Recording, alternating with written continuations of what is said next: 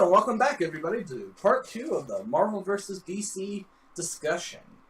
Now, if you look over here, we have Matthew again. Surprise, surprise. Right. Our lovely animatronic.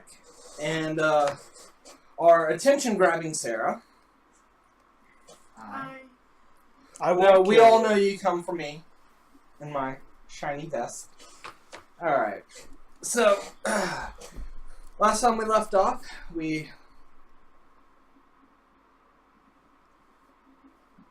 Oh, there's stuff on it. Oh! Well, apparently I dropped a little bit of my wine on it already. God, you drunkard. Weren't you the one that came over with something in a bag? Shut up. Alrighty. So, we left off with the tease of the cinematic universes of both Marvel and DC. So, we talked a little bit on the Marvel universe. So now we're going to talk on the DC universe. We're not all on the same level in that one. She hasn't watched any of the DC movies. No, not at all. I've seen some with a lot of snippets and a lot of research. And he's been masochistic enough to watch all of them. See, it's not out of masochism. It's more out of blind hopefulness. I truly hope that these movies would get better, and I'm like a battered housewife. I keep coming back, but they keep slapping me the fuck down. Every single one, except Wonder Woman. Wonder Woman's the one time where, he picks me up, puts me in my robes, and, cooks dinner for me. But then the next time, he just slaps the shit out of me again. So, so let's start with Man of Steel. Which, to my granted, I didn't even know that they were considering that part of the DC universe. Yep. Like, to these movies. Man of Steel came out, and I thought, okay, well, this was shitty. I look forward to the next one that might be better. Yeah, like the Green Lantern movie. You didn't think it was going to be the beginning of their DC universe. Right. You just thought it was going to be another DC movie. Yeah, it's kind of what I was under the impression. So they were trying to kind of do like Marvel and Yeah. get the universe going? Yeah. Late So, to the game, guys. Late to the game. They were Very very late late to the game. So, we have Man of Steel, which was apparently the first on the list. Yeah, first one starting the DCU. You could tell because in a scene with General Zod and Superman fighting in space, they fell down and they saw a Wayne Tech satellite, along with other little hints here and there. But overall, it was more of a standalone movie, which is good. And then they immediately jumped into. I wouldn't say it was good. No, I meant it was good that they decided to try to focus solely on one character before they. Until their next time, where they just start chucking in 50 characters at you, and it's like, hey guys, you know what Flash is? Do you know what fucking Wonder Woman is? How about Aquaman? We'll get there. Let's take this one step at a time. I'd like to take a brief moment for those of us, or for those of you, few that you are watching. You mentioned we're drinking wine out of mugs. I'd just like to point out that we are not depraved. And that it is a spiced wine, and it is okay to be drinking it out of mugs. Yeah, it's a heated mulled wine that we made with cider, oranges, all sorts of things. We're not heathens. We're not that redneck, okay? Yeah. It is the fall. Speak for yourself. I used to watch wrestling, remember? I still kind of do. Yeah, I'm missing the mohawk already. Alright. So, I remember Man of Steel. I remember watching it and going, okay. I mean, it is Superman, but they suffer with the one thing I've always noticed movies do with Superman. It is hard to make Superman relatable. You got a man who could bench press a galaxy in the Golden Age. Just sneeze and the galaxy just disappears. Right. So, my problem with Superman is he is a overpowered character. And there are many ways you can go about a overpowered character. They decided to do the character trait flaw. But they make it so serious that it's still disconnecting. I mean, I hate to bring up anime in this one, but there's a lot of characters in anime where it is overpowered, but they give it a comical flaw. Or a goal that would be prevalent to someone's needs. Yeah, it's the goal that they're aiming for is no longer like a physical one. Like, I want to be the strongest man on earth. That you already are. It's more of a either like mental or spiritual thing. Right. Like One Punch Man. Yeah. His goal is to be, excited. a good hero and fight a good fight. Right. And that makes it more relatable. Right. Especially if they play it to laughs when he punches someone, knocks them out, just blows them to smithereens, and he's like, damn it. Well, the one I was going to bring up was another issue with Mob Psycho. For anyone who doesn't watch anime, Mob Psycho is about a all-powerful psychic who could rip apart a world with his mind, but his absolute goal is to be popular, and he fails horribly at it. It's a nebulous term. Yeah, but that's kind of a character flaw that brings you interest. You can get behind the idea of, I want to be popular, but my luck is shit. Not, I am all-powerful, I can't get a date, oh, poor pitiful me. No. And the reasons I can't get a date is because. No, it's because it's kind of one of those, you're kind of fearful of being yourself. That's not really a good flaw. Right. Not when... I'm sorry, you can't have the confidence to walk into a battle with 1,000 robots and then not have the confidence to ask someone out on a date. Well, that's different. No, it's not. It's really not. I'm sorry. One is very small potatoes next to the other. If you're willing to fight an all-powerful god that has almost the same powers as you should be able to go down there and talk to a girl. Yeah. Stop being a pussy. Yeah, and that's kind of the thing with Superman. He is... Matthew, 2018. Yeah. Stop being a pussy. There you go. But that's the problem with Superman, is he's very hard to relate because DC has this weird thing about the character flaws just being negative. They don't really have positive character flaws. Look at Batman. Yeah. All his character flaws is antisocial, loner, somewhat masochistic, narcissistic in some ways, somewhat psychotic. Right. Because, you have to have a few screw looses to, instead of, thinking about reforming Gotham with your money to actually spend billions of dollars to get yourself a bulletproof batsuit to beat up poor people. And then you have, like, the Flash. And Flash is known as the DC's kind of comic person. Yeah.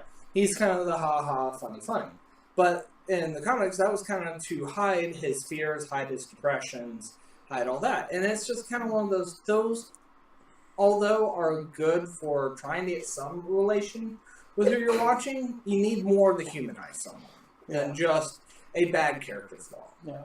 Hey, he cracks jokes because he's dying inside. That's kind.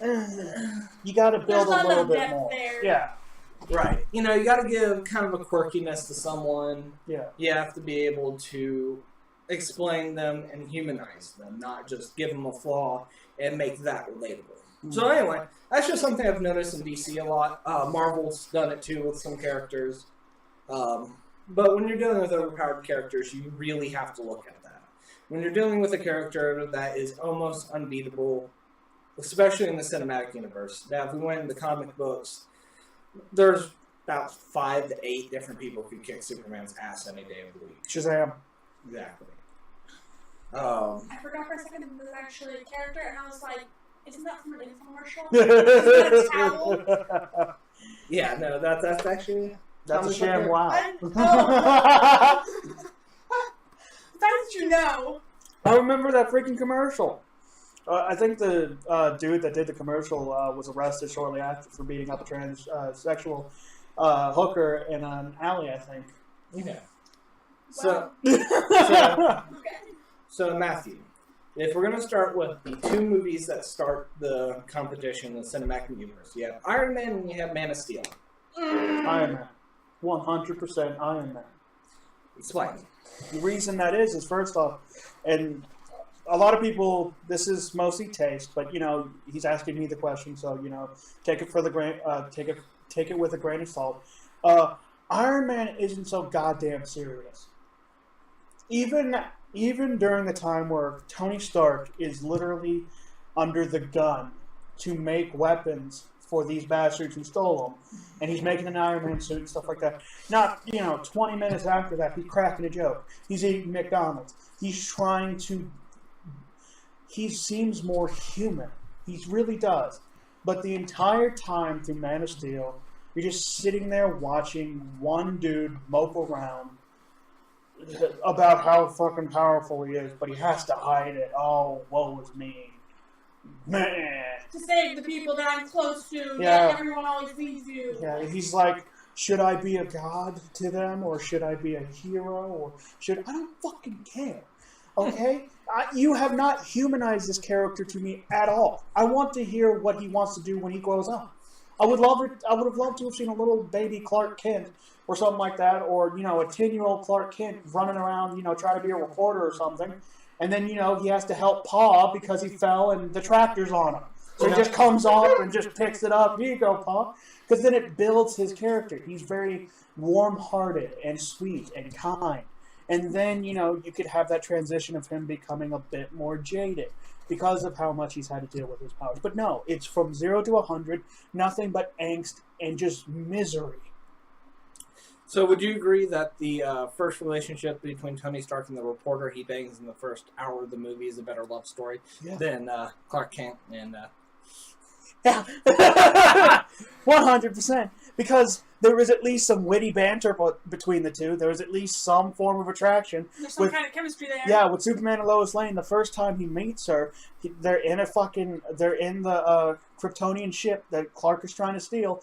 A Kryptonian monster, you know, not Kryptonian monster, Kryptonian, like, robot accidentally shoots Lois Lane. He breaks it, and then he heat visions her scar closed, and then dumps her in the Arctic.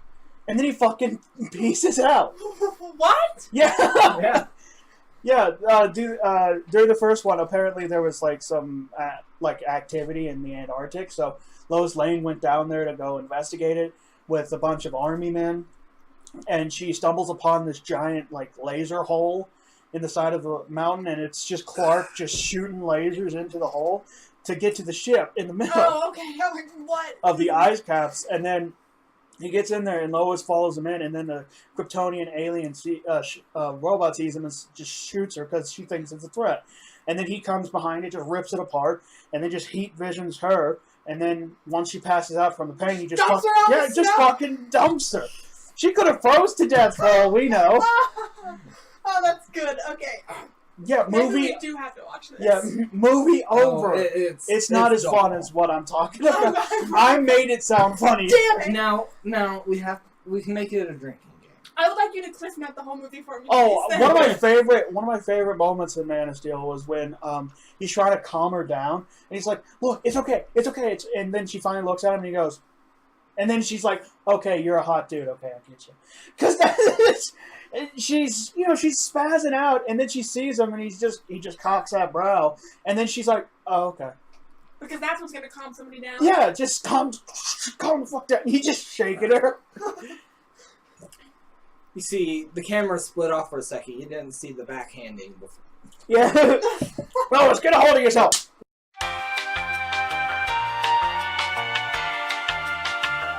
So yeah, let's not do that to Lois Lane. I do what I want. Alrighty. So, going on, it is kind of funny how she just fell for him. So let's move on to villains. Marvel Iron Man villain versus DC. I will get him! Zod. I will find him! It's a fucking trash character. And he had potential, because there is an underlying idea for the character. He will do whatever he has to raise his people again. I get that. That's the whole reason why he wanted the ship, because it had all the embryo eggs of the new generation of Kryptonians. But there are several flaws in his plan. Number one, he brings Superman on board his ship, and then he gives him horror nightmares of what he's going to do to the world.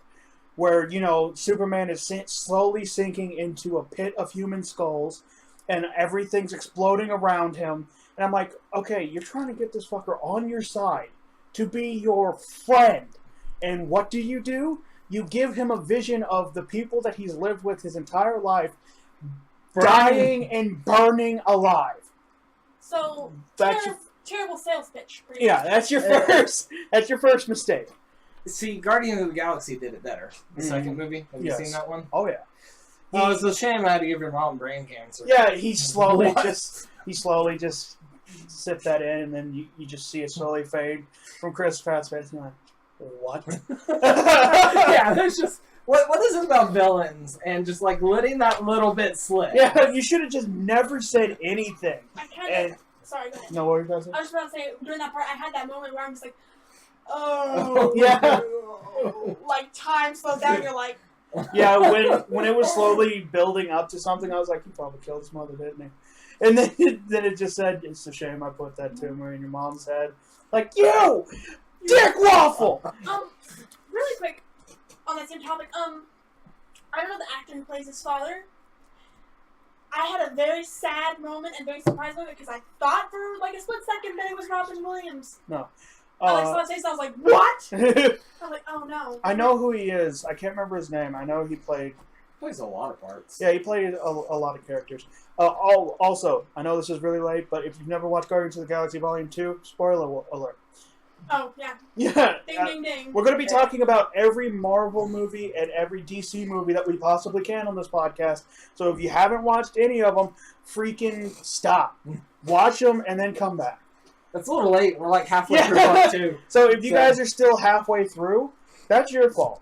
On to that point. Okay. So, you don't like General Zod. True. And spoiler alert for anyone. What did you think of Zod becoming Doomsday? It was stupid. Stupid as shit. If they wanted to bring Doomsday in, he needed to be his own character.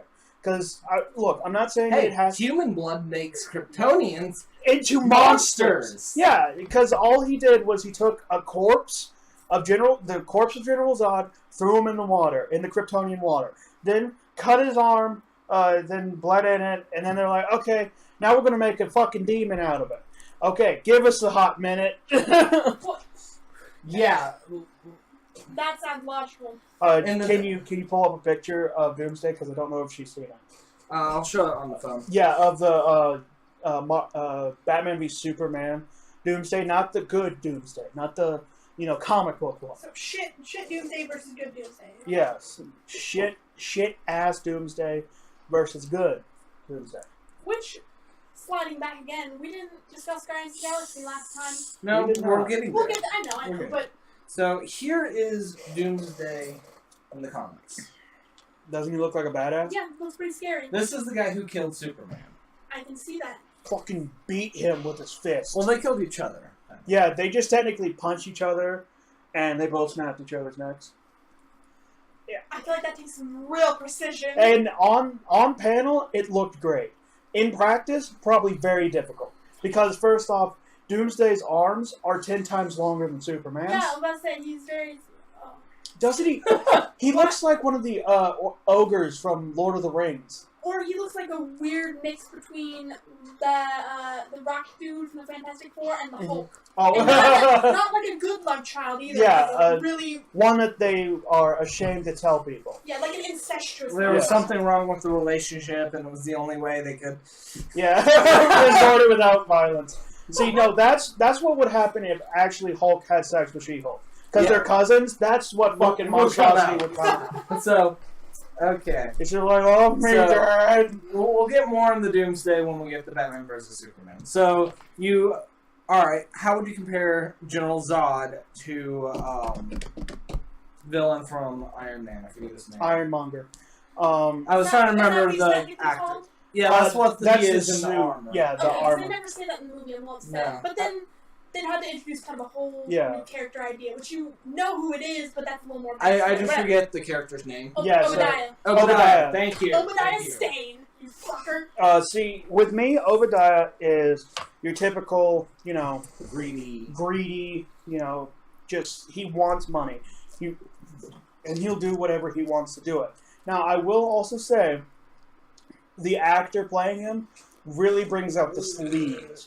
Because when I'm sitting there watching him just burn a hole through Iron Man's chest to get the reactor out, and you're just you see him draped on the couch right next to Iron Man, like, I just took your heart, and now I'm going to fucking leave you.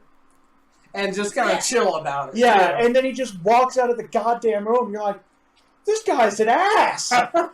He's the doesn't even leave him with dignity. No, Shit. he's the worst human being. And then when Pepper sneaks into the office to try to get, he's kind of slithering up to her, like, oh, he always buys the good stuff, like smelling the alcohol, and it's just and you. Stranger danger! Yeah, you're tense. You're tense with Pepper. You're sitting there like, when is Obadiah going to realize that she's doing this and fucking cap her in the face? Yeah. Because you feel like that's something that character would do. Oh, yeah. That character truly came out with him. Half of it had to do with the actor and half of it had to do with good writing. Something that Man of Steel is completely inept at. But, and we know I haven't seen Man of Steel, but so the villain he's trying to rebirth his race from the shit, basically, right? Mm-hmm. Which, okay, yeah, you can sort of sympathize with that, whatever, but that's definitely an alien problem. Like, that's not a problem that humans have. We can only sympathize to a point. Where in Iron Man with Obadiah, that man, he's known that man his entire life. That man worked with his father. That's like his uncle, like Uncle Obi. Like, they were obviously close, you know? And that's a betrayal. Like, that is in the face, steals your heart betrayal. And that's so relatable for people. Like, I can't believe you did that. My uncle did that. Fuck! And the worst thing in the world is that Obadiah had no problem that Tony was taken. He actually had the video on his computer, and it got translated. He hired it. He actually hired them to kill him. He had no fucking problem with that. I'm like, you sick monster. Hey, he probably masturbated to that. Yeah, why do you think it was on his dashboard? Oh he whips that out with a little bit of lotion and some tissues in the corner, just like, oh. But another issue I have with Zod is number two, he brings these two planetizers or something like that. I can't remember what they were clinically called, but they were technically two beams that would bore through the planet and technically terraform it to become new Krypton. Okay, fine. I get that idea. However, the Earth makes you Superman. Why are you going to take that away from you? Seriously, they come down to the planet, they stay there for like 10 minutes, and they become super strong, super fast, fucking able to run past bullet trains and everything like that. The second that planet gets terraformed, and if any humans are alive, they could try to kill your ass and it would work. Yeah. Because you're no longer fucking Kryptonians, you're just humans. You're humans now. You fucked yourselves. Yeah, They tried to give an excuse towards the end when Zod was talking to the ghost of Jor-El, or the downloaded consciousness of Jor-El. It's fucking Obi-Wan. Yeah, where he's sitting there, oh, and you want them to suffer like your son had to get used to the air? It's like, yeah, but you see that Clark got used to it. And now he's fucking Superman. He's impervious to any weapon on the planet except for a nuke. Not even then. Well, it's mostly it kills. It hits him with negative radiation because his body takes in radiation. He can fly wherever. He can pick up practically anything. He has a longer life on Earth than anywhere else. Yeah. I mean, that was pretty dumb. Yeah, you're sitting there saying, I don't want superheroes. I just want normal fucking people. You could have the best military force. Yeah. Like, for any greedy reason, that's prime. Yeah. You'd have a race that could take over the galaxy. Why not? It's like, no, I just want them to be like normal. Yeah. Fucking Fuck letting them live in peace with other races. Okay. So, if we're going to hold up cards, Iron Man wins that argument. Hell yeah. Strike one from us. Okay, let's move on to the next DC movie, which would be Batman versus... Which one came first? Batman versus Superman or Suicide Squad? Batman versus Superman. Okay, so we have... Finally, we have Martha! Oh, stupid. I have a question. Wait, is it supposed to be... Are the two movies supposed to be connected? Yes. Okay, so he wears the same suit, right? Right. Was that the actual suit? Like, is that a physical thing that he wears, or is that CG? No, it is a physical thing that he's worn. It looks awful. Oh, and Superman? Yes, it looks awful. Well, see, they wanted to modernize it, technically. Here's the It thing. looks like It shit. is a physical suit that they do a digital re-editing on. Yes. They also cut out all the color out of the fucking suit because they showed behind the scenes where he was wearing the suit to begin with, and it's far more blue and red than it was in the show. I mean, in the Man of Steel. And then they corrected it in Batman v Superman. DC likes very dark color palettes. Zack Snyder really likes dark color palettes. Even with Christopher Nolan, a person that does very dark and gritty movies, he still fucking keeps the colors in. He doesn't drop the sepia tone down to 2. And the saturation to nothing. Yeah. God. You can have a dark movie, but don't make everything dark. There's 2 different versions of dark. There's, tone, and then there's actual brightness or darkness in the movie. Snyder just takes that down to, just all the way dark. Alright, so let's talk about Batman versus Superman. Let's talk about the main problem with this. Everything. Alright. Now, Excuse me.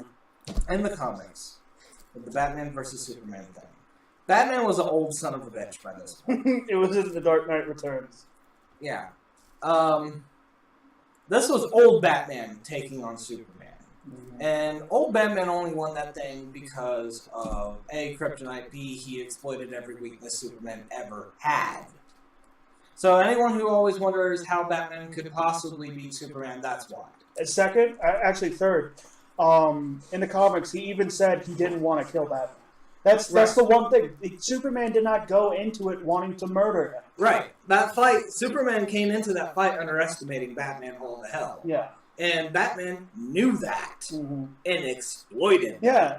That's the only way he can win. He knows, he doesn't think I'm a threat. Let's use that to my advantage. And then if you really want to get into a point, let's talk about the time Superman got taken over by Darkseid, and Batman just came up with the thing, kryptonite, hey, fuck you. Yeah. You've got nothing on me, Batman.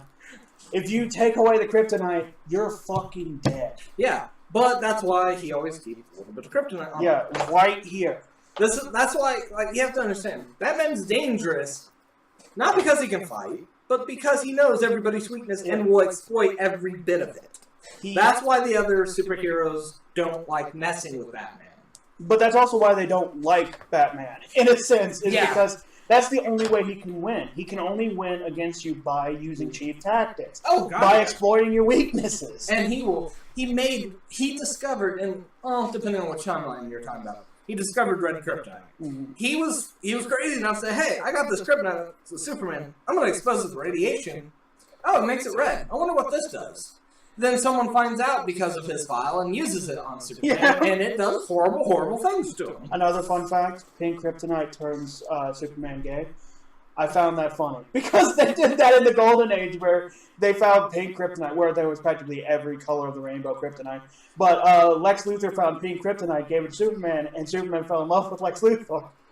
Oh, you're going to have to show me this. I would also like to point out that is not called cheap tactics. It's called being smart. True. It depends on what you consider cheap. If you want a one-on-one battle, of course Batman isn't going to fucking win if he doesn't use his brain, like you said. Exactly, and he's evening the playing field. Yeah. All right. Because if you try to fight the Flash, hand to hand with no tactics whatsoever, he could rip your heart out. Yeah. He could just shake his hand so fast that it just goes through your body and he just pulls out your heart. Yeah. He can look you dead in the eyes while you're doing it too. I love it. That's great. So yeah. So just to start out with Batman versus Superman, already with just the premise of what they did, it was so far off basis of what the original source was. I was not expecting much. So let's go into it. Heroes, go. Okay, heroes. Let's start off the list. Introducing for the first time in the Batman into the DCEU, they finally got Batman in there. It took them forever, one movie, But, they finally dragged Batman into it. Their star player. It's featuring Ben Affleck. Ben Affleck. Affleck! Now, I will have to say, in fighting, the way he fights, it is extremely accurate to the comics. The way he fought, it was very, very quick and very brutal. The Dark Knight series had better choreography, though, in my opinion. Yes, choreography was better, but the way he moved, the way he shifted and was able to, move like that. I will say that Ben Affleck had better wire foo. Yeah. Then also, I will have to say, his voice modulator was a lot better than, "Hey guys, how are you guys doing? The name's Batman." True. Yeah. But other than that, he's a shit detective. One of the worst fucking detectives I've ever met in my entire life. I mean, this dude has studied Superman after the incident for months, and he wasn't able to notice that Clark Kent, if he just took off those glasses, he's Superman. See, that's the thing. In the actual comic, it didn't take Batman long to figure it out. Hell, even in the animated series, it didn't take him that long. Just like, glasses don't really fool anyone. Yeah, that and also one of my favorite things in the Batman animated series when they did that crossover was how they figured out their identities. Superman showed up to one of Batman's, he was trying to stop a crime, and he just came into the room, and he scanned through Batman's cowl and said, "Oh, you're Bruce Wayne." And, he's like, "Fuck you!" So then, Superman pushes him off and stuff like that. It's like, "You need to stop being so brutal." And then, after all the scuffle was done, he went home to Lois Lane, and he realized that there was a tracking device, a voice recorder on his fucking cape. So he told Batman that he was Clark. And he looked over, and on a building, Batman was just sitting there with some binoculars. He's like, "Clark Kent, okay." I would have loved that shit if it was in Batman v Superman. I would have too. If there was, first off, I feel like they did not capitalize on the name Batman v Superman. The actual Batman versing Superman lasted like 10 minutes top. And all because... And it was fucking stupid, the reason why. Yeah. See, here's the thing. In the original comic, the Batman versus Superman arc was because Superman got a little tall for his britches after 80 years. Mm-hmm. Yeah, he was technically working for the government at that point. Yeah, something like that. Yeah, and Batman was fucking around, and the government didn't want him around, so they were like, "Okay, Superman, you're our best weapon. Go fucking stop him." And Batman wanted to knock him down a few pegs. Yeah. One of my favorite That's lines... all that fight was about, is Yeah. Batman wanting to knock... It wasn't like, "Oh, I must stop Superman." No, Batman's goal going into the fight was, "I'm going to knock you down a few pegs and remind you, you're not that great." Yeah, one of my favorite lines was, he said, with a stronger binding agent or a stronger mix, I could have killed you. But I didn't. Do you know why? Because I want you in your darkest moments to realize I beat you. Because that was the only reason he wanted to fight Superman. Yeah. It wasn't because he wanted to prove himself to be, this god. He was saying, I wanted you to know that your powers can be stopped, and a man did this to you. Yeah, that was it. And then he faked a heart attack. But, okay, let's break down the basic plot synopsis of Batman v Superman. All right, go. What happened was, after... Now, movie or comic? Movie. Okay. After the ginormous battle between General Zod and Man of Steel, ripping through Gotham and Metropolis, Superman's hero, Superman's a savior. Batman watched as he, destroyed buildings, all that shit. So Batman believed that he was a threat. So he was, thinking about ways to destroy Superman. Now, this is a good plot. You got a nice little plot over here. Let's put it to the side over here. And let's bring in Lex Luthor. Finding kryptonite in a downed Kryptonian spaceship. And trying to talk the government into letting him take the kryptonite. And also the fucking body of General Zod. He shoves a Jolly Rancher into a governor's mouth. And he gets it. It was a fucking stupid scene. If you saw it, it looked like he was trying to come on to him. Yeah. Next, we have a hearing for Superman.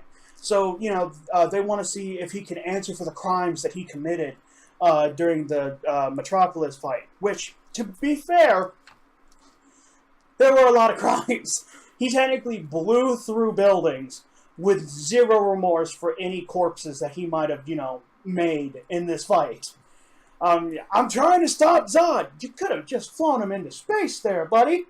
Could you have not tried to aim towards... I have a problem killing General Zod, and it messes with me emotionally. I can kill 30 people. Yeah, I feel like he, after he snapped the neck of Zod, and, he screamed and cried, Lois should have came in. It's like, what the fuck is wrong with you? Do you know how many corpses I saw outside? They litter the streets. I saw children. Clark, you blew through them. You have a child's arm on your cape. And he's like, well, I had to do that. Oh, but snapping his neck, that's what threw you over the edge? He was my people. None of those were your people. You just met him, and how long you known him, and these are humans that you've lived with your entire freaking life. Yeah. All right, so continuing on with the story of Batman versus... Okay. Right. So, the person doing the hearing is a senator that's really getting on Lex Luthor's case because he wants to get that body and kryptonite, but she won't let him. So during the hearing, she's drinking something, and it kind of flashes back to she starts getting a little paranoid at the drink. She looks at it and it says Mama's peach tea, and it kind of reminds you of a scene that they had earlier where she was talking about how some salesman was trying to... It's an old saying that, I don't care if you're selling me Mama's peach tea or a jar of piss. So technically it's implied that he might have pissed in the fucking drink, and then everything explodes because he got... Now see, I'm also kind of emotional about this, so I might have missed a couple of tiny little plot points, because there was someone who got injured in the Man of Steel in the Man of Steel movie, that wheeled himself into the hearing to, be so a representative. lot of back and forth references to a movie nobody liked. Yeah, and apparently Lex Luthor gave him a new wheelchair, to show that he's, a Samaritan. But he didn't know that there was a fucking ticking bomb in the goddamn thing. So they're all in the hearing, and it explodes. And the only person that survives is Superman. And instead of having Superman look around horrified at the bodies being burned, he's just sitting there like... Oh, that sucks. Yeah, he's just like, oh, guess there's dead bodies here. Oh my God. I'm like, Zack Snyder, I get it. You wanted it to seem symbolic. But do you know what most normal human beings would have done in that situation? Oh my God! Holy God! He would have been on the floor crying. Okay. So, just a question, because you keep mentioning him. What did you think of Jesse Eisenberg as? I hated him. I hated every instance of him being on screen. That little twitch and quirk. Woo! That's not Lex Luthor. I wanted to fucking kill him. Alright, I'm going to mention this because you probably can't see on this. When I asked him that question, his eye just fluttered. It was beautiful. I've had full-fledged arguments with my family about if Jesse Eisenberg was a good Lex Luthor. And the one argument that they always bring up is, well, they said in the movie he seems... they hinted at this being like Lex Luthor Jr. This isn't the real Lex Luthor that we all grew up with. And I'm like, okay, but see, I don't see Lex Luthor Sr. I don't see that, so he's the only Lex Luthor I have as a reference. And he's fucking garbage. Now, if they had cut out a lot of filler and they focused on 3 characters in this movie, Batman, Superman, and Lex. If they had focused on those 3, I would have loved it if they had a little scene of Jesse Eisenberg's Lex Luthor going into his dad's room. And, his dad's maybe, like, deathly ill or something like that. And he's had to take up the company or something like that. And, he's a crusty old prick. And, he's saying that you're a disappointment to me. You're not the son I would have had. That would have been good. Yeah, that would have been great. And, just you could see it in his face that, I fucking hate you. I hate you, Dad. Now, here's my question. Do you think that... Because we haven't even gotten into Wonder Woman and BVS or even Doomsday. We haven't even hit those people yet. Do you think the movie would have been much better if they would have excluded Lex Luthor, Wonder Woman, and Doomsday and just had a Batman versus Superman movie. To me, yes. If they had focused on their two main stars going at it, that would have made it so much better. And the reason why is because A, this is a brand new Batman to everyone. Right. So if you're not going to do you're trying to fill the mantle of the last Batman, which did an amazing job in the role. The only thing I had an issue with that Batman was the voice. But other than that, I loved him. Loved him to death. I thought he encompassed a good fucking Batman. A good realistic Batman. So that was hard. That was some yes, big that's really hard. Field. I knew a friend of mine who was really into the freaking Christopher Nolan Batman, and she said, I don't want to even see this Batman. Because he could never live up to what the other Batman. Yeah, because that's, like I said, we talked a lot about in the first part of the podcast. There's been a lot of Batmans, and all of them, in their own right, has done amazing. So that's not something you just step up to the plate like, I can do this. Yeah, right, no like way. Superman, not so much. Like Superman had some really good movies. You know, like the first two Supermans. But most of the actors that played him, I don't want to be rude to any of the actors that played him because they were all legendary. Well, the first one was really legendary. But they were bland. They were kind of bland. The actors themselves. It wasn't. They didn't bring, to me at least, they didn't bring anything deep or interesting. I almost feel like that's because of the era of the time. Of course. Yeah. But yes, first off, they're introducing their own brand new Batman. And they're not going to do a standalone Batman movie like I would have loved them to do before they did Batman v Superman. Right. So you get some backstory and all that, and then they introduce the two characters together. So into it. Yeah. So if you wanted this to be a pseudo Batman origin story, then you should have fucking done that. Right. And you should have focused solely on Batman and Superman. Yeah, that's right. At it. They did kind of do an origin thing on this one, didn't they? Kind of, sort of. What they technically did, they flashbacked a lot. Yeah, but it wasn't really flashing. They flashed back to the murder of his parents, which was fine, and then they flashed forwarded to a future that might happen, and then the Flash came back in kind of a pseudo time travel / dream thing. Yeah. Where he said, "Lois is the key. Did I come back too late? Oh shit!" Stuff like that. But what? And this is just my opinion, what I truly think they should have done is the first scene was actually pretty damn intense. Where Batman as Bruce shows up and he sees Superman. The alien ship starts to slowly lower into the metropolis. And, he drives into the city to go possibly help some people. And then he's running through the streets and he sees Superman and Zod in the sky just going through buildings. That was a very powerful scene. Right. They should have latched onto that. And kept that rolling. Yes, and kept that rolling. That's it. Don't bring in fucking Lex. Don't talk about Wonder Woman. I could give two shits. Don't talk about any other superhero. Don't bring in Doomsday. Fucking Batman versus Superman. Here we go.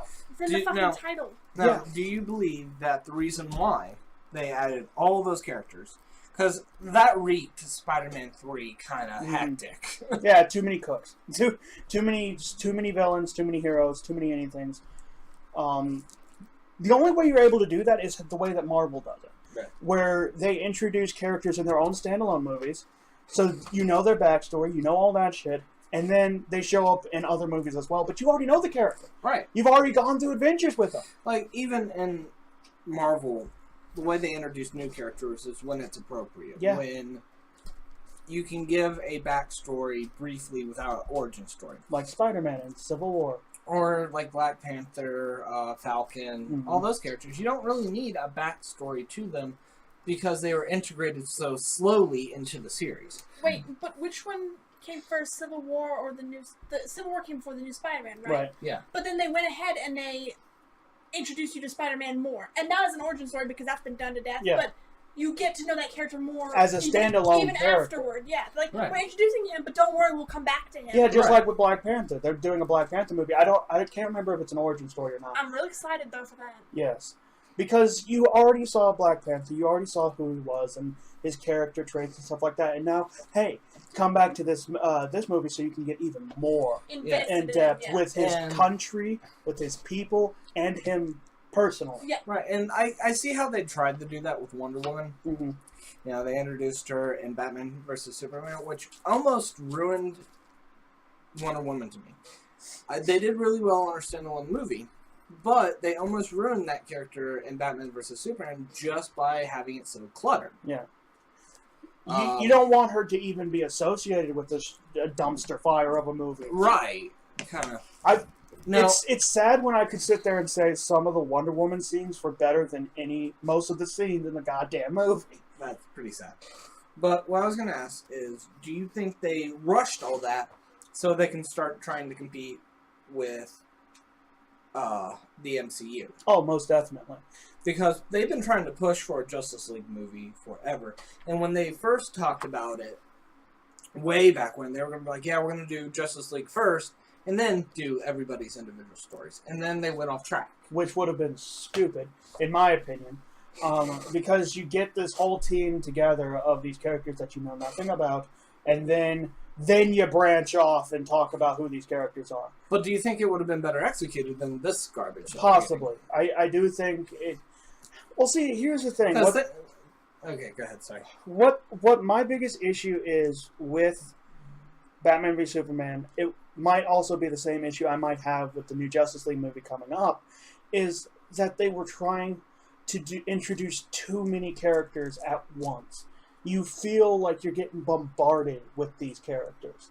You're trying to understand their motivation, their backstories, all this shit. Mm-hmm. And then, before I could even understand what the fuck Lex Luthor was saying, we cut off to Superman being mopey outside Lois Lane's house.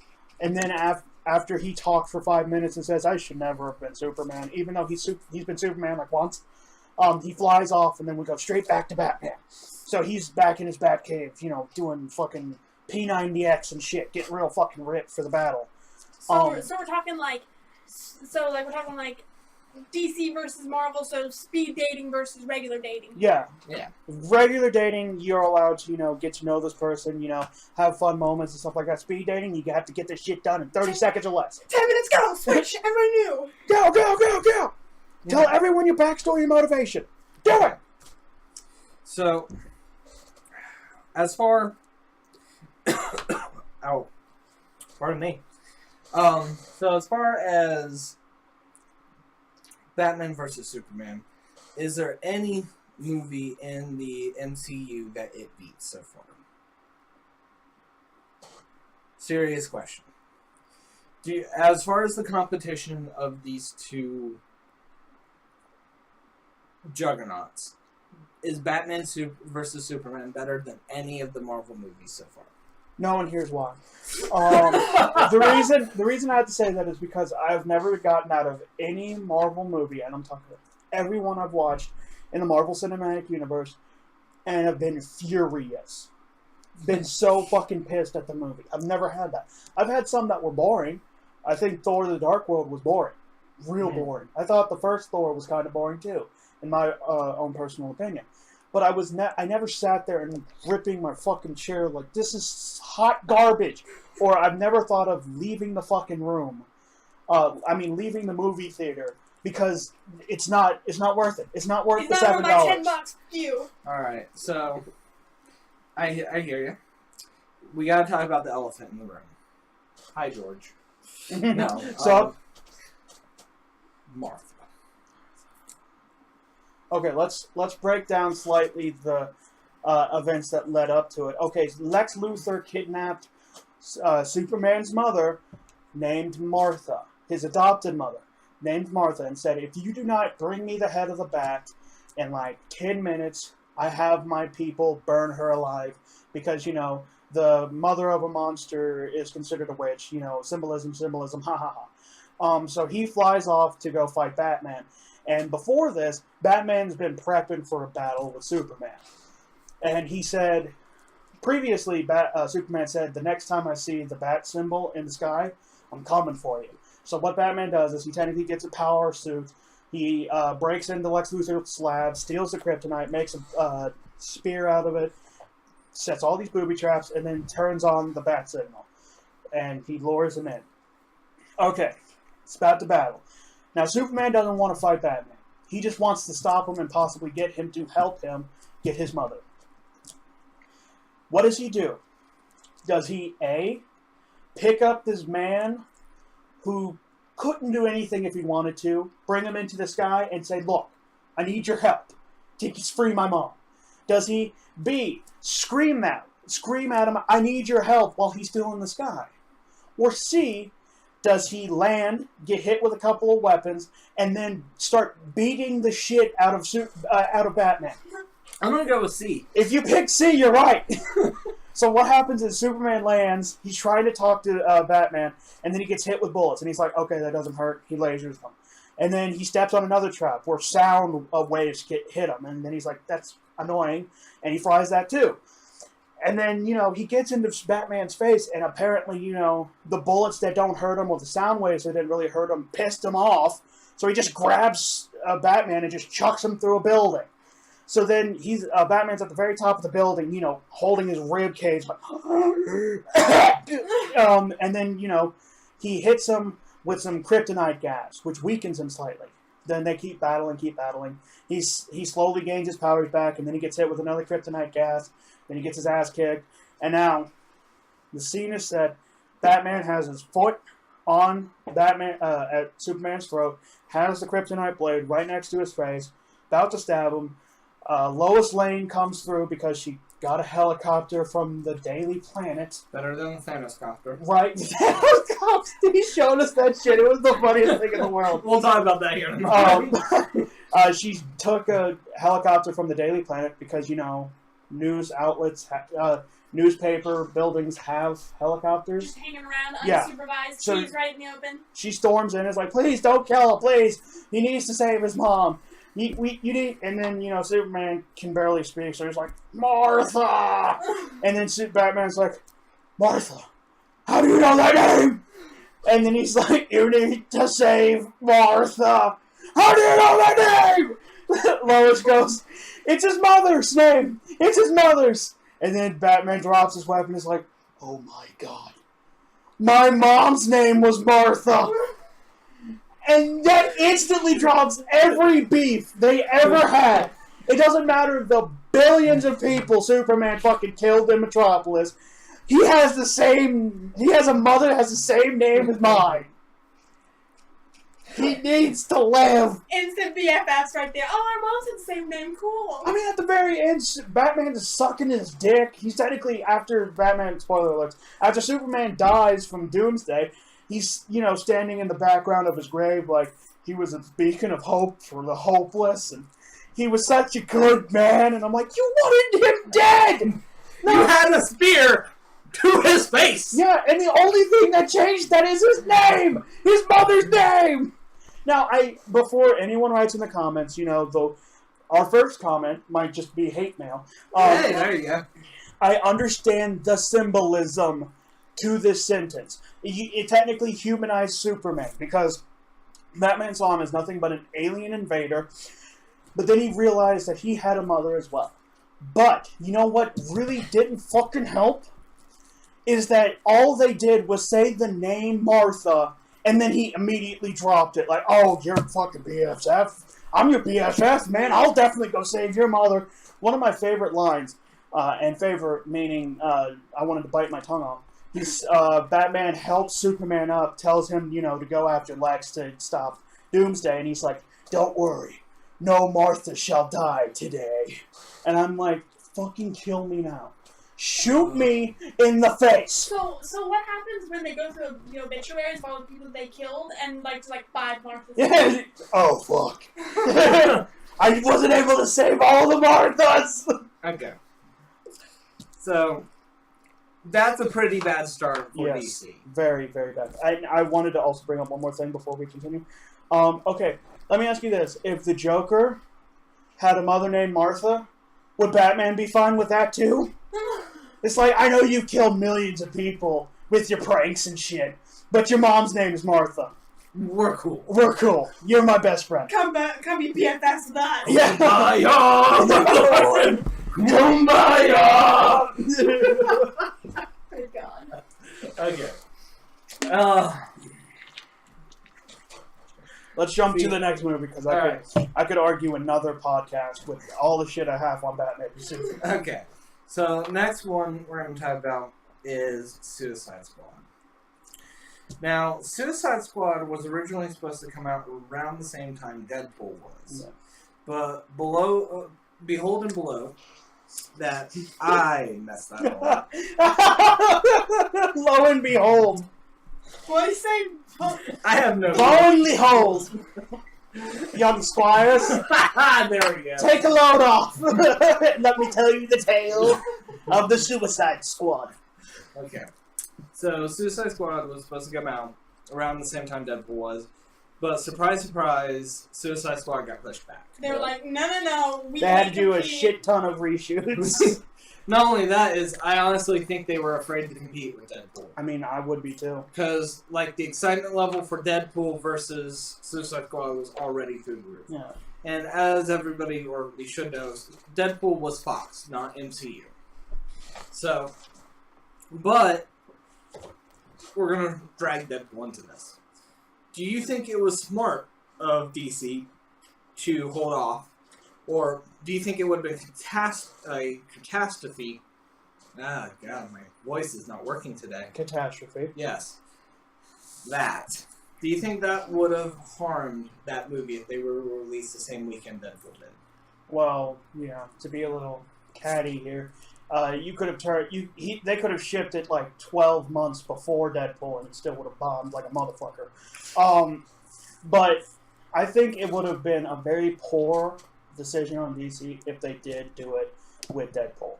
Because Deadpool was a surprise hit. Because a lot of people thought it was going to be like the OG Deadpool that they saw in X-Men. The horribleness that is? Yes, that they saw in X-Men Origins Wolverine.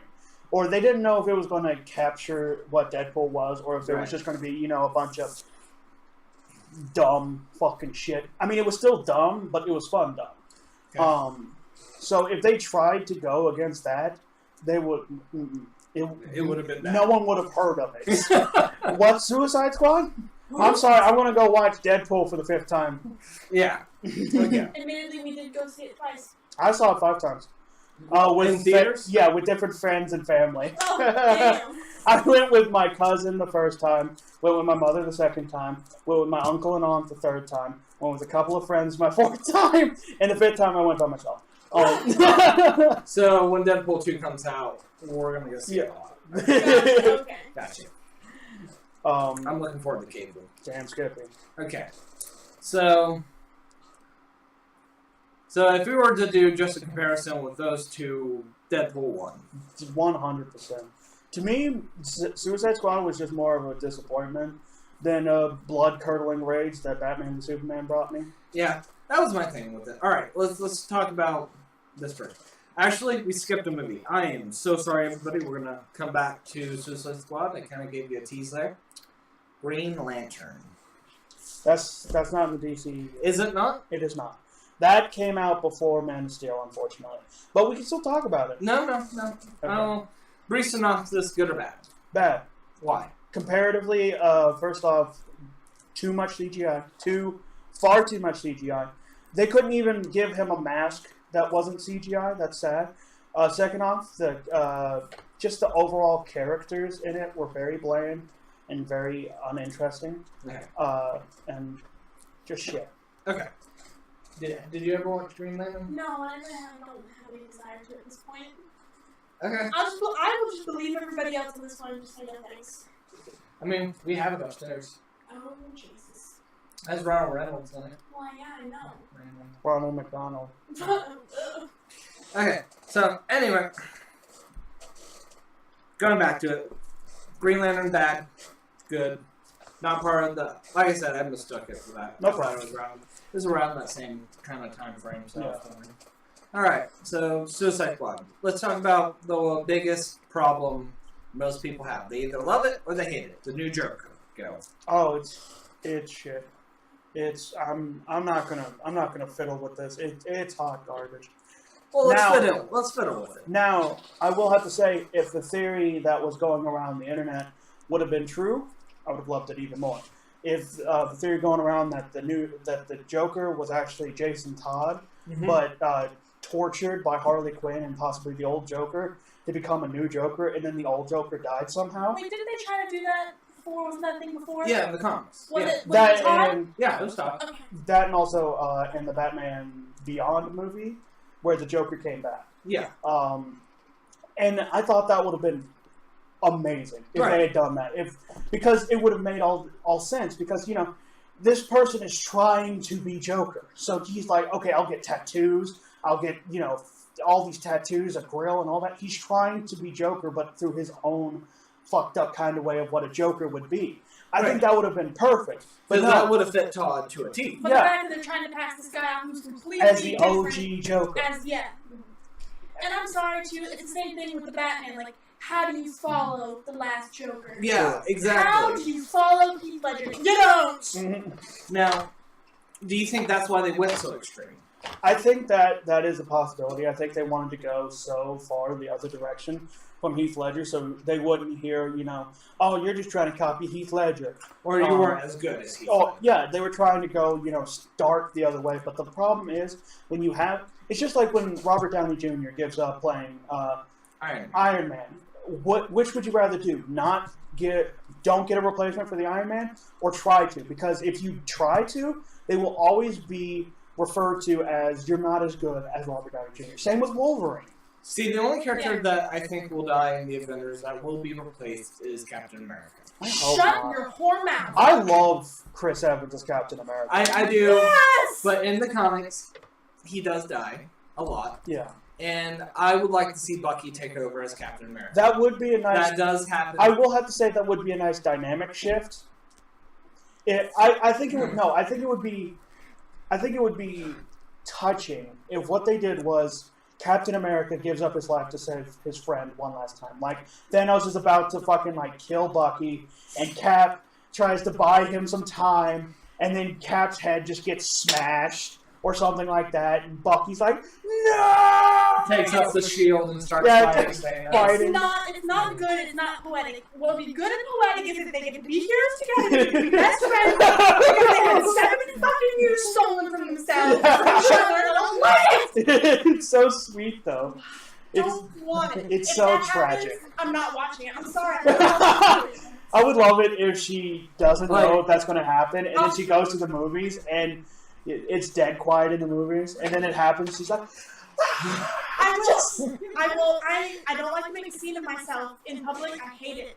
I will scream, I will throw popcorn, and I will leave. yeah. And I will cry as I leave. Like, yeah, Casey's still just sitting there watching. Like, just eating the popcorn Yeah. that's left over.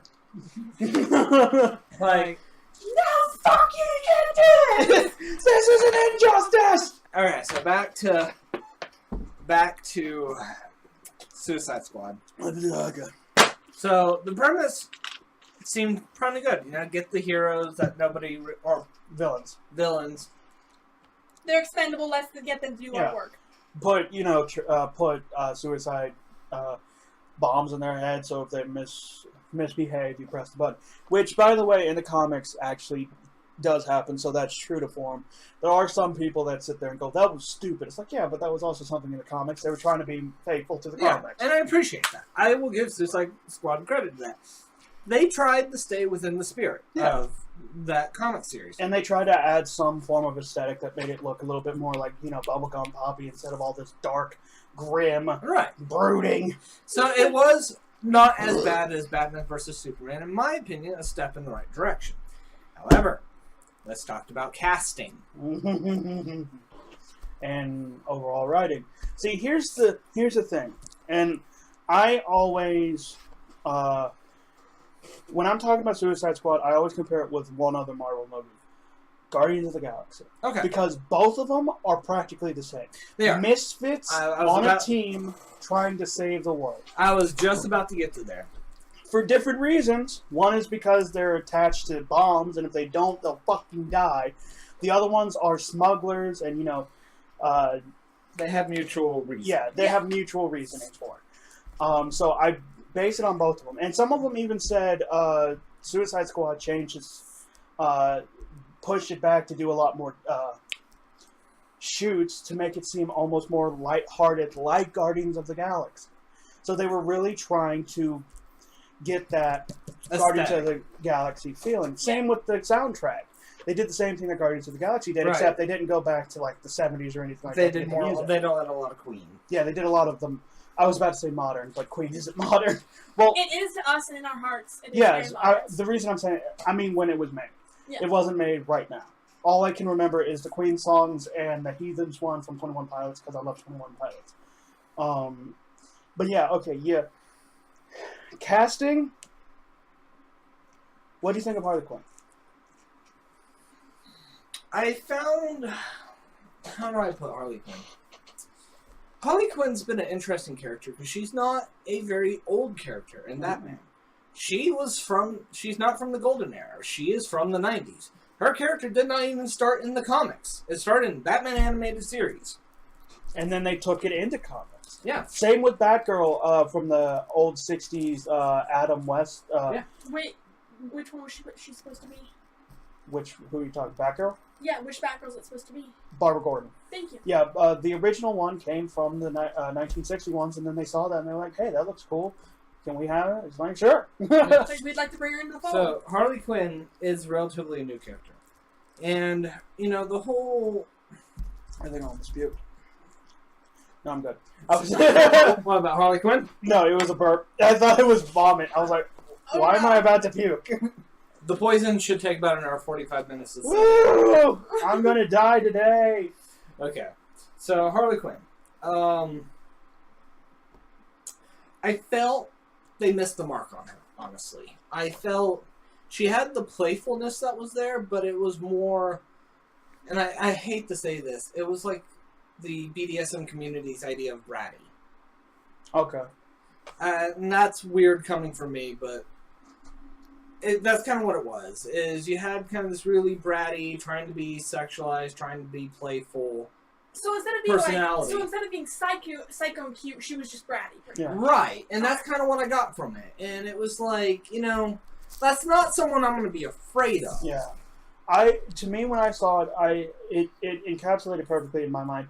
It's someone who's trying to cosplay Harley Quinn who only has a baseline of what Harley Quinn is. That's exactly. Yes. And because here's the thing, Harley Quinn wasn't just the, dazzling kind of thing. It was like, no, I'm going to pull out this plate, I'm going to lift it, a giant punching glove is going to come out and hit you, and then blow up on you and, blow off half your arm. Yeah, she was first off really fucking good in the comics and in the animated series. She had an edge to her. She very strong edge. Yeah, she lacked a lot of the dementedness that Joker had. Joker had more of the dementedness in him. So where Harley Quinn was supposed to be playful all the time, but showed the same forte. And another thing I really enjoyed about the Harley Quinn in the shows and stuff like that is that it almost seemed like she was able to switch out of her personality. From Harley Quinn to Harleen Quinzel. Yeah. When the situation called for it. Yeah, when the situation called for it. She could act extremely normal, almost to the point where it might actually trick someone. And it's like lowering their guard, and then she just fucking stabs them 20 times. And in the series, she has moments of pure sympathy. Yeah. For instance, in the comic book series where she has a kid, where Harley Quinn gets pregnant by the Joker and hides the pregnancy. Yeah. No, I don't think this was Injustice. I remember there was a scene in Injustice where she was talking about having a kid, but that could have also been multiple other. You could be right. It's just been a while for me. Yeah. But there was a thing where she got into a fight with Canary. And Canary was pregnant at the time, and she refused to attack Canary because she was pregnant and went through this whole dialogue from it. Yeah, but she instantly switched out of Harley Quinn and sympathized. So, and she also has that battle within her. She realizes that there are times where the Joker has gone too far. Yeah, she realizes that what he's doing is goddamn terrifying. There's been even comic series where she kills the Joker because of it. There was one comic panel that actually nearly terrified me, to a sense, like to think about. What happened is the Joker, after he had cut off his own face and he became even crazier, if that's even possible, stole Harley Quinn, who was trying to get back to her normal life, put her in a dark room and turned on the lights, and there were all these skeletons with her old clothing. And he's like, you're going to starve in here like the other Harleys did. So, first off, he's insinuating that he had other Harleys before her. And secondly, he's going to let her die. Now, towards the end, it was shown that all he did was just take some of her old costumes and put them on some skeletons. Yeah. He was just trying to mentally fuck her. Oh, yeah. But to think, even for a moment, that would have happened, that would destroy Harley. To first off know that she wasn't his only Harley. Right. And second off, that he would be willing to let her just starve and die like a puppy. Right. So, anyway, I feel like that dynamic between Harley and the Joker it wasn't classic. It wasn't. No, they just loved each other. It was kind of angsty and edgy. Yeah, it was that. It's the Hot Topic type of love. They missed the death, pretty much. Yeah, it was technically like the Hot Topic version of love. You know, like my scars match your scars. You know, like the fucking edgelords we were when we were 16. And I loved after the Suicide Squad, there were so many people that would post this shit on Facebook about like, I want a Joker to my Harley. It's like, no, you don't. He beats the shit out of Harley. He does let her starve to death. Yes, the only reason he actually keeps her around is because she's useful at times. And he uses her as a scapegoat a lot. How about the time he threw her out of a building? Yeah. He just pushed her out of a window and just... She was lucky that there was fucking trash cans down there. He didn't even stop to see if she was okay. He didn't even look out the window. No, he just kept going. And then, she's wheeled back into Arkham because, she was caught. And then all he had to do was just send her a single rose that said, I'm sorry, love, Mr. J. And then she started to fall for him again. She has problems. There's the Stockholm Syndrome. Yeah, she has major issues. So, yeah, they missed the mark with that with Harley in the movies. Alright, let's do Will Smith as Bullseye. Not Bullseye, Deadshot. Sorry. That's another one.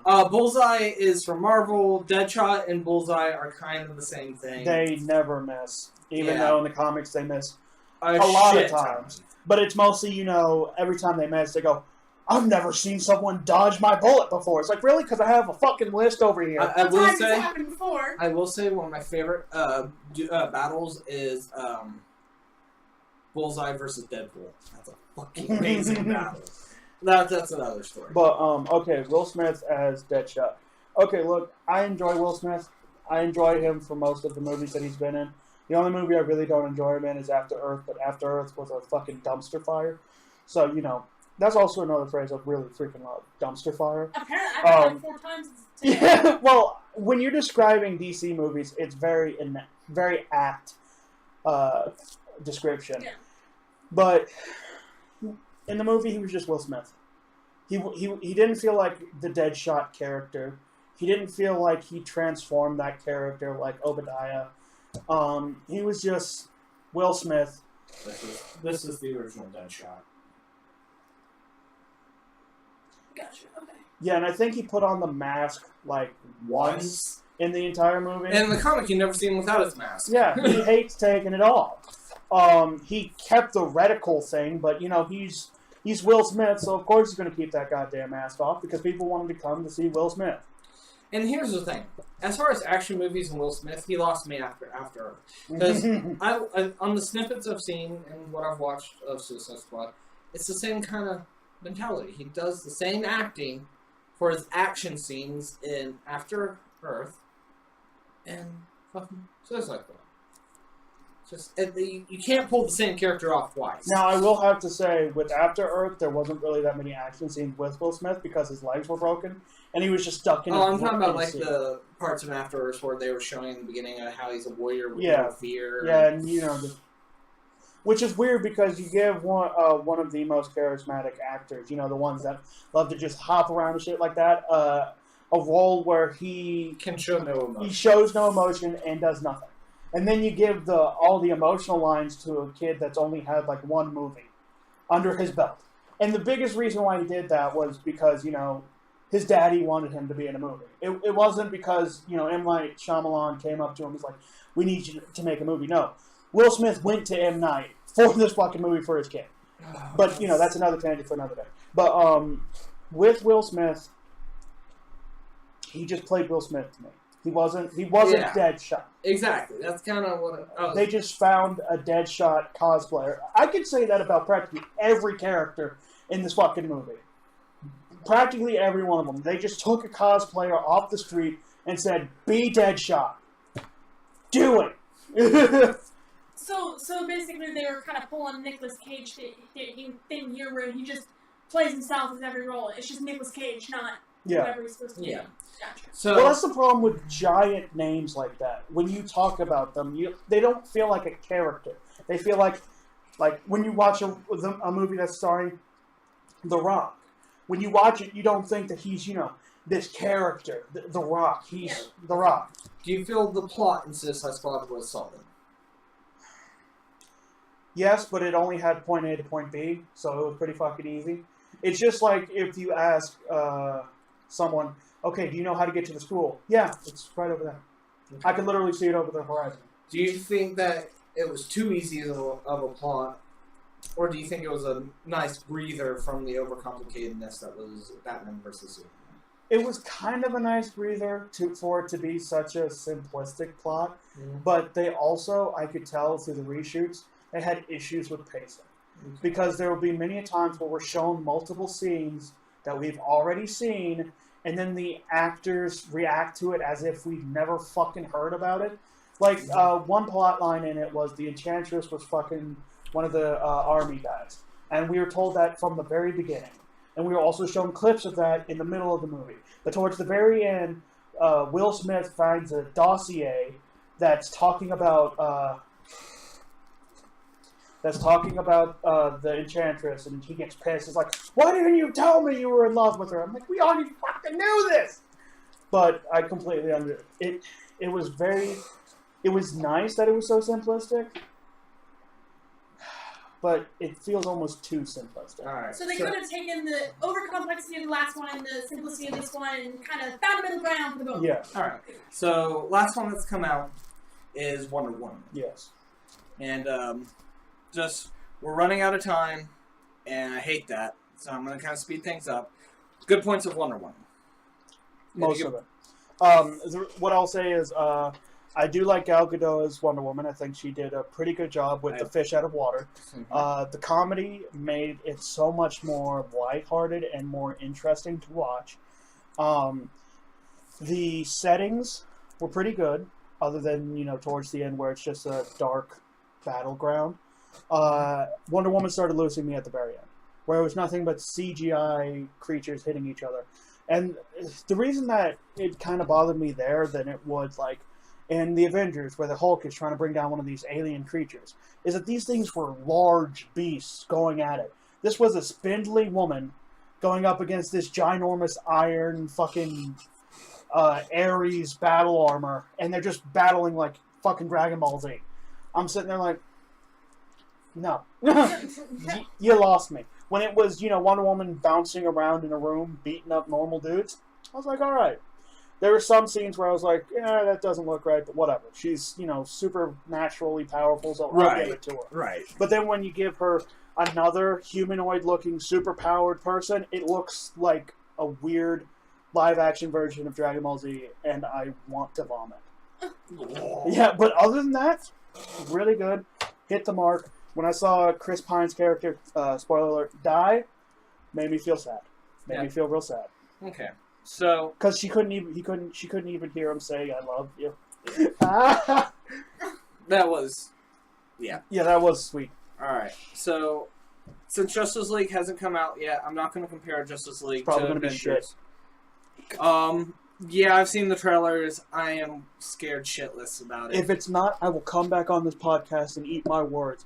But every trailer I see of it, I get more and more hesitant. Yeah, it's not looking promising, and I mean, at least it's lighter color palette. Yeah, that's a good thing. And I do kind of sort of like what they're trying to do with the Flash, at least with his movements, because it does, frame-wise, it does look like he's moving so fast that he's literally like zipping out of existence in different areas. Because that's something that they never really did. What they usually did was they just like overlaid his body So several they're times. just like. Yeah, what they're doing is technically they have him posed in one position, and then he flashes over there, and it's literally just a continuous. Just it's no longer like. Yes. Right. But yeah, other than that, I think it's going to be awful. Yeah. So, back to Suicide Squad. Suicide Squad or Guardian of the Galaxy? Guardians of the Galaxy. Hell Okay. yes. So, What's that like? Mark 4 for Marvel. Yeah. Or whatever the score is. all right. So, as far as the movies, I take it you're a Marvel fan. Yes. Marvel fan. Marvel. Now, how would DC compare against Fox? It's like comparing a smelly turd to another smelly turd. So, are you going to say they're tied? Yes, they're all tied. I'd say about tied, yeah. Okay. Or, well, Actually, no. I will say that Wonder Woman gives it a slight edge. Slight edge. But then you have Deadpool.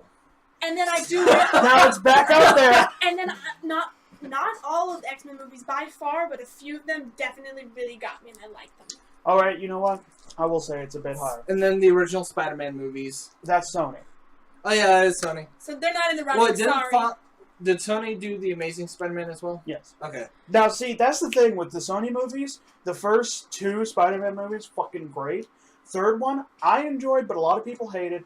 Amazing Spider-Man 2, that was mixed for a lot of people. Spider-Man 2, Amazing Spider-Man 2, panned by most people.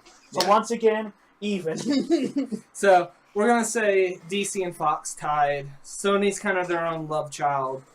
So that's kind of our opinions of the Marvel versus DC. I know it's a little bit short ending, but time, yeah. Yeah. So You know how hard it is to fucking render this shit? So we're gonna see you next week, and with that, we're gonna talk about a very special topic, and you get to see us. See you then, and happy October and happy Halloween. Spooky, scary Skeleton.